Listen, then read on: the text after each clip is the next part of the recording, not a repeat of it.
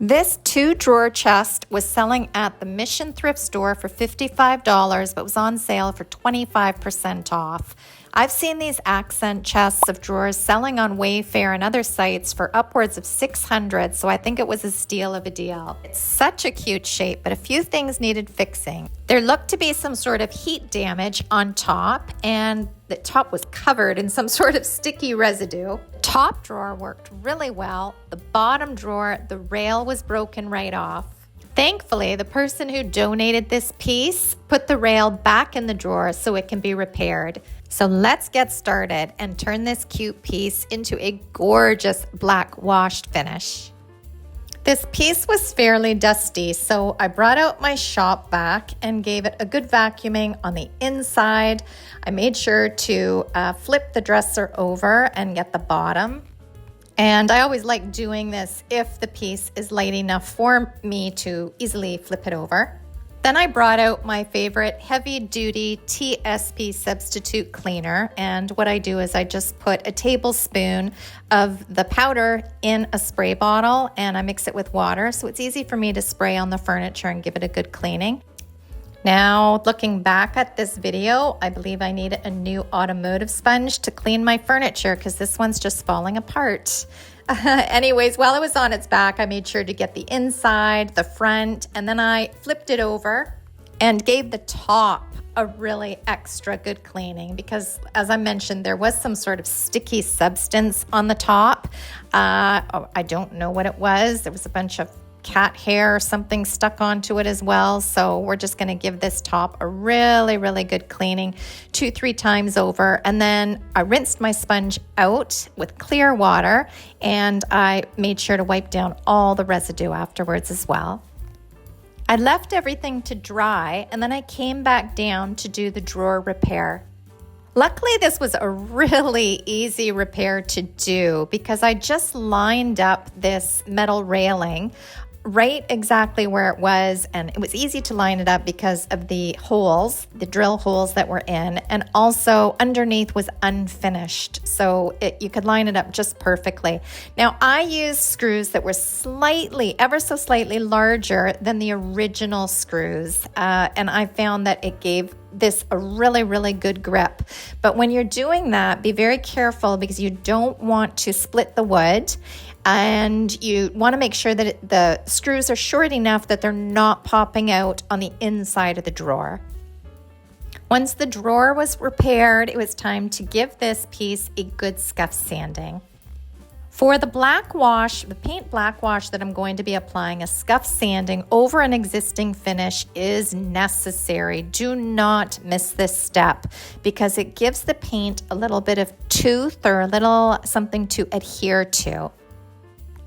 Here I'm using a medium grit sanding sponge, and I really like the sanding sponge because they're flexible, so I can get in and around the hardware, which I'm leaving on for this makeover. I can get the lip of the furniture. This Bombay sort of shaped piece has a lot of nice curves to it, and this sanding sponge just gets right in there and gets everything done. Now let the sanding sponge or your sandpaper do the work for you. You don't really have to scrub really hard, or I always like saying it's kind of like wiping down a kitchen counter. You don't have to go at it really hard. This entire piece, actually, it took me under 5 minutes. On the SI blog, I wrote it took me 5 minutes, but quite honestly, it took me less than 5 minutes to scuff sand this entire piece. So for this black wash finish, no primer is necessary because I do want some of the existing factory finish to be showing through, but a light scuff sanding is definitely beneficial so that paint adheres nicely. And once the sanding is done, once I finished scuff sanding, it was time to take out the tack cloth and remove all the dust because you will have a fine layer of dust over everything once you scuff sand, and you want to make sure that that's cleaned up 100% before you start applying your paint wash. And these inexpensive tack cloths are awesome. I always have some in my studio. They really pick up everything. So even though this Bombay style chest had a beautiful shape to it, I thought I could use a little zhuzhing up. So I went ahead and measured the center of the bottom area and grabbed a piece of woodubend that had been used on a prior piece of furniture.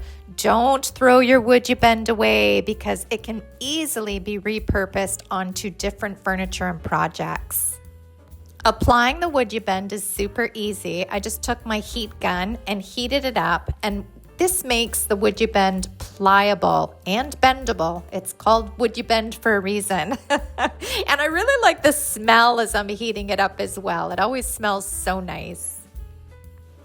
Then I laid the dresser or the chest of drawers on its back because I do find it easier to work this way. I added some wood glue onto the back of the woodubend and placed it dead center on the bottom. Then using clamps, I clamped it so it held tight and I let it dry. To speed up the dry time, you can also use a little bit of heat, whether this is with a heat gun or maybe a hair blower or hair dryer. Now for the fun part. Let's give this piece a beautiful, fast and easy black wash paint finish. So we typically think of a paint wash as taking some paint, mixing in some water, whether it's a 50-50 mix or a 20-80 mix, and then applying it. Here is a quick and dirty way of doing it. And I was on a time crunch. I have done paint washes like this in the past on prior projects, and it works really well. I find it cleaner and easier to do than mixing the paint with water. And what I do is I go ahead and I spray my paintbrush with a water mister. I spray the piece of furniture with the water mister, working in sections. So here I am working just on the front two drawers, the front of this piece. And then I go ahead, dip my paintbrush and add a very light coat of this black paint wash on the front of this piece. Then taking a large, soft, dry brush, I go ahead and I maneuver the paint, lighter in some areas, heavier in others, and I just soften everything out. And here you can also see that I'm using the shop towel. I take the brush and I wipe the excess paint off, and then I go in and start buffing and maneuvering the paint again. Now that the top drawer was complete, I go ahead and, as I mentioned, work in sections. So now I'm going to do the bottom drawer. And again, I spray the drawer with a mist of water so the drawer finish is wet. I spray my paintbrush once again with the mister, dip it into the paint, and then add a light coat of paint onto the bottom drawer. In this case, I kept the hardware, the original hardware on. So as you can see, I'm just lifting it just to make sure that I get the paint all in there. After I grab that soft buffer brush, that large brush that's gonna buff and smooth this paint out, I put the excess on my shop towel and buff it out some more. This is such an easy way to cover up a pre-existing factory finish on your furniture. And I really hope you can see how it can be manipulated. You can have the existing finish peeking through the black wash paint finish. So this piece will read black when it's all finished. However, you have these warm undertones peeking through the black paint wash to create a really warm, lovely look with a lot of dimension. And what I love about this black wash finish is I'm in control of how light or thick or how many coats of this black wash I apply and how much of the original finish will be peeking through. And as I mentioned, I find it a lot cleaner and neater rather than creating a watery paint wash, which usually drips all over the place. Also, I wanted to mention if you're going in with a second coat, so you let the first paint wash coat dry, which it dries fairly quickly because it's so thin, right? If you look at it and you think, nope, I want it a little bit more opaque, you can go in with a second coat and the exact same steps are taken. So I spray down the top drawer, I spray my paintbrush, dip it into the paint, and then I add a second paint wash coat to the previous one that I've already applied. Then what I'll do is I'll take that buffing brush, which is fairly dry, and I buff it out. If you notice that your paint is not, if it's not gliding and not wet enough, you just give it another little spray with the mister. So it's easily manipulated. This paint wash should always be very, very easy to manipulate. And then again, you can keep it darker or heavier in some areas, lighter in others. And you just keep playing around with it in a painterly fashion to get the look that you like. There's really no right or wrong to this. After I was finished and happy with the outcome for the front drawers, it was time to move on to the top. I did the exact same steps as I did on the front. I sprayed the existing finish with the water mister. I sprayed my paintbrush, dipped it in, and applied the wet paint.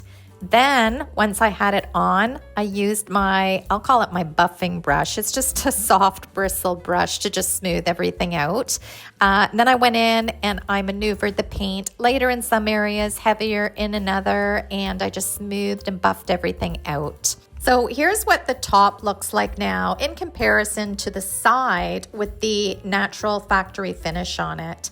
And just to show you, the heat stain is showing through a little bit. So we need to go over that and make sure we put a double coat so it's not visible at all.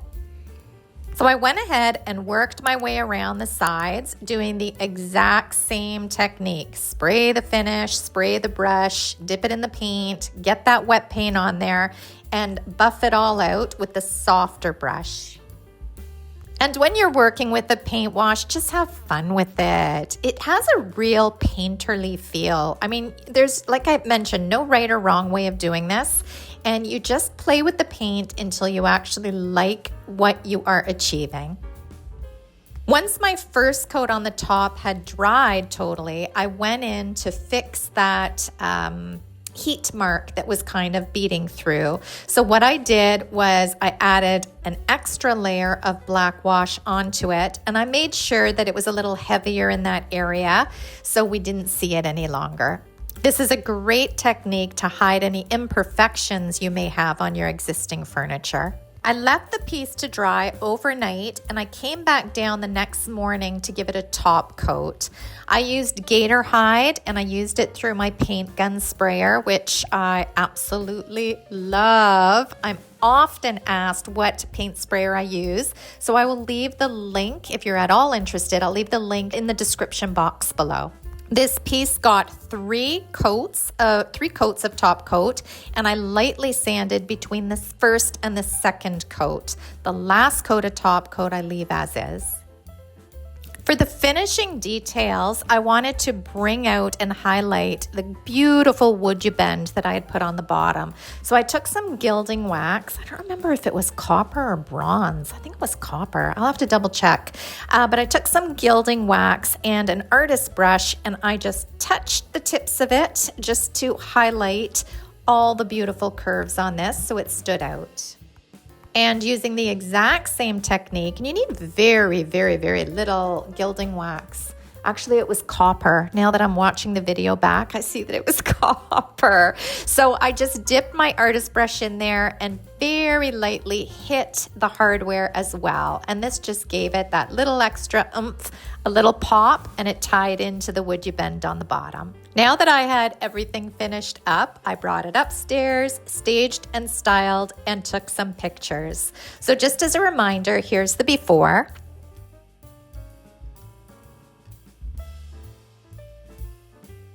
And here's the after. And I think it looks so elegant now. I love that it's in a classic black.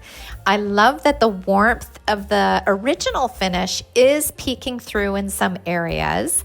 And the woodubend and the hardware just gives the piece a little extra detail. So simple is often the best. I think this is a very classic piece, and I cannot wait to hear what you think of this makeover. And I'm also curious if you'd ever try this paint wash technique. Thank you so much for joining me today. Feel free to like and subscribe here on YouTube. You can also find me over at salvagedinspirations.com, where I have a free pro painting furniture guide if you sign up for the email list there. It is free. You can unsubscribe anytime, so head on over. Have a fabulous week, you guys, and I'll see you again. Bye for now.